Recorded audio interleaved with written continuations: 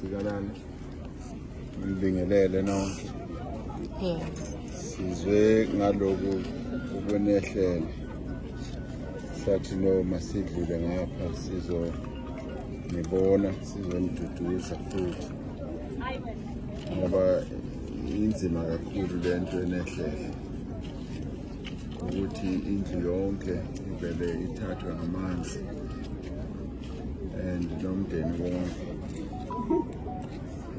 ibuhlungu kakhulu lento ngingayizwa asazi nokuthi singaqalaphi kodwa ke sithe noma sibe la ukuthi sikwazi ukumthembisa ukuthi noma kwenzeke into enje ebuhlungu kangaka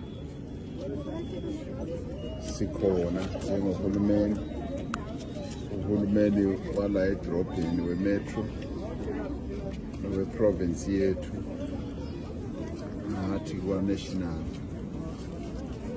umeya wethu ukhansela wethu bazokwazi ukuthi benze konke okufanele ukuthi kwenziwe ukuthi bancede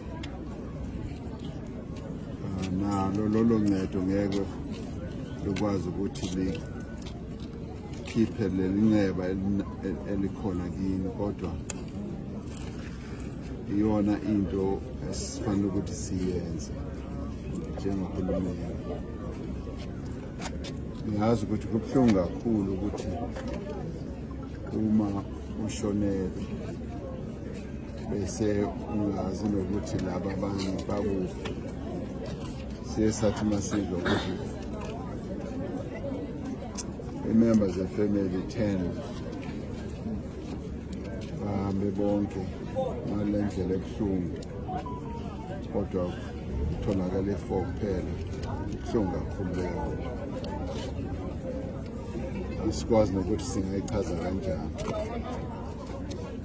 kodwa sithi no, sikhona njengohulumeni and nama-representatives wethu, ukhansela wethu, umeya wethu bazohlala beseduze nani ukuthi banincede ngayo yonke indlela efanele ukuthi nincedwe ngayo.